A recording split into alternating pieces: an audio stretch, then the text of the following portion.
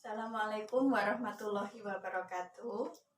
Nah, baik anak-anak, sebelum kita mulai pelajaran pada pagi hari ini, alangkah lebih baiknya kita berdoa terlebih dahulu, ya. Berdoa dimulai. Berdoa selesai. Selamat pagi anak-anak. Apa kabarmu hari ini? Sehat hatiku, sehat pikiranku, sehat badanku. Yes, alhamdulillah. Nah, untuk pada pagi hari ini karena wali kelas 6 itu ada acara, jadi untuk kelas 6 Ibu gabung jadi satu ya. Nah, untuk kelas 6 berada di sebelah kanan Ibu dan untuk kelas 5 berada di sebelah kiri Ibu. Baik, sekarang Ibu akan ke kelas 5 dulu. Yang kelas 6 dimohon suaranya ya untuk diam terlebih dahulu ya supaya tidak mengganggu di anak kelas 5. Baik, anak kelas 5 perhatikan ke Ibu semua ya. Nah, untuk kelas 5 kita akan belajar tentang bahasa Indonesia, yaitu materinya tentang kerangka karangan. Nah, kemarin kita sudah belajar tentang apa? Tentang puisi. Nah, masih ingat kan bagaimana cara membuat puisi ya? Kita tentukan temanya terlebih dahulu.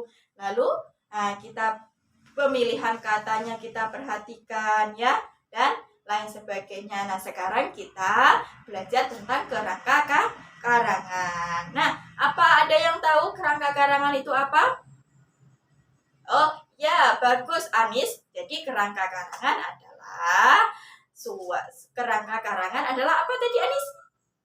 Oh iya, bagus sekali. Kerangka karangan adalah suatu konsep yang berisi tentang garis besar dari sebuah tema yang disusun secara sistematis ya. Sistematis, tahu maksudnya sistematis?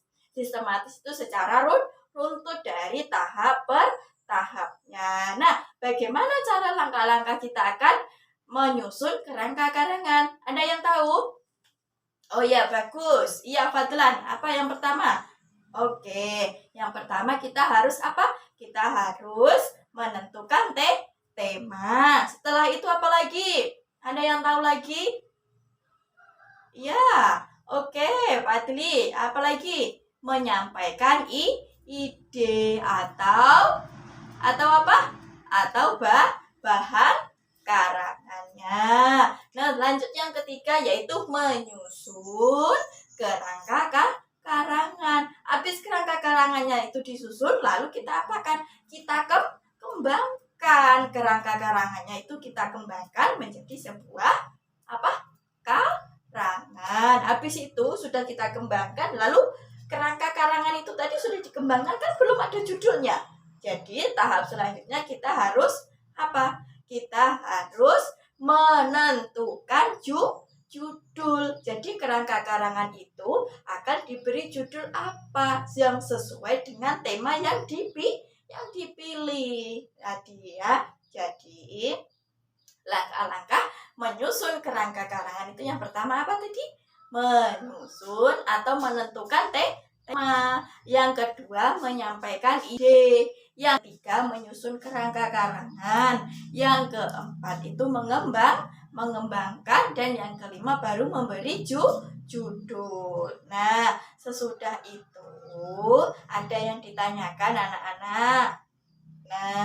Nah, di meja masing-masing tadi sudah Ibu bagikan kertas 1 lembar. Di situ ada contoh kerangka karangan. Nah, melalui contoh tersebut untuk kelas 5 perhatikan ya. Melalui contoh tersebut Anda semua diminta untuk membuat kerangka karangan berdasarkan langkah-langkah yang sudah kita pelajari tadi ya. Jangan ribut. Sekarang Ibu mau ke kelas 6 terlebih dahulu ya. Jangan ribut, oke? Nah, untuk Ananda kelas 6 perhatikan Ibu ya. Nah, kita akan belajar tentang gejala alam. Gejala alam yang ada di Indonesia maupun yang ada di negara sekitar. Oke. Nah, gejala alam itu apa sih? Ada yang tahu? Oke, gejala alam itu yaitu suatu keadaan dari alam yang menandakan akan terjadinya sesuatu pada alam. Nah, gejala alam itu ada dua faktor. Faktor yang pertama itu dipengaruhi oleh manusia itu sendiri. Yang kedua memang faktor dari alam. Nah, yang dipengaruhi oleh manusia itu contohnya yaitu banjir. Ada terus yang lain lagi apa sayang? Oh iya, bagus. Nanda, yang kedua itu yaitu contohnya adalah tanah longsor ya. Nah, selanjutnya yaitu yang kedua faktor dari alam. Faktor dari alam itu apa yang pertama? Nah, faktor dari alam itu yang pertama gempa bumi. Terus yang kedua apa? Selain gempa bumi, ayo siapa lagi? Selain gempa bumi apa? Ayo. Gunung meletus. Iya, pinter sekali ya. Nah, kalau faktor dari alam itu memang keadaan alam ataupun keadaan tanah. Contohnya gempa bumi, memang keadaan tanah itu di mana sudah tidak berada pada semestinya ataupun lempeng-lempeng bumi itu sudah bergerak. Nah, selanjutnya itu yang dipengaruhi oleh manusia. Yang dipengaruhi oleh manusia itu contohnya apa tadi? Banjir. Nah, banjir. Kenapa banjir ini dipengaruhi oleh manusia? Karena manusia itu tadi apa? Membuang sampah sembarangan, membuang sampah ke sungai, ke got-got, ya. Nah, setelah itu yang kedua yaitu tentang tanah longsor, misalnya penggundulan hutan, ya, tidak ditanami kembali, akhirnya terjadi hujan lebat, akhirnya terjadi tanah longsor. Nah, untuk Ananda kelas 6 ya, Ibu beri tugas secara berkelompok yang sudah Ibu bagi tadi untuk menyebutkan bencana-bencana alam yang ada di Indonesia yang berdasarkan dua faktor tadi, faktor dari alam dan faktor dari manusia. Oke? Nah, demikian tadi pembelajaran pada hari ini ya.